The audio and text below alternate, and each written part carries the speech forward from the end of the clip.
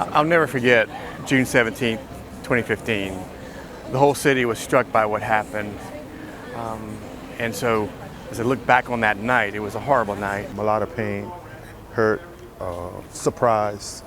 There's a lot of different words that describe, I think, the trauma. The effects of the shooting, it was a gut-wrenching deja vu moment. Anyone who knows our history and some of the stories, some of it was so tragically familiar. It changed Charleston.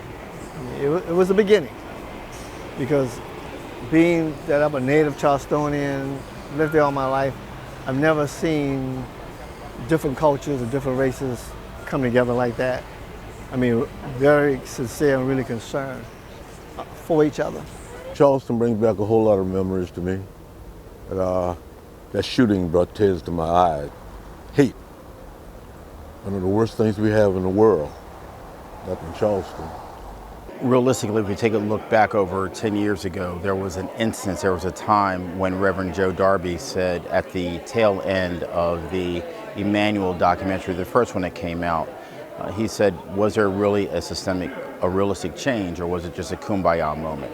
I'm leaning to the latter at this point, because realistically, it was a feel-good moment, but 10 years later, in retrospect, I don't know if that same momentum is in place right now. The future is about unity, is about coming together and talking about what we think, I think, keeps us apart. We see some things that have happened that have been moving toward breaking down the barriers that sometimes still exist in our city and in the state and around the country.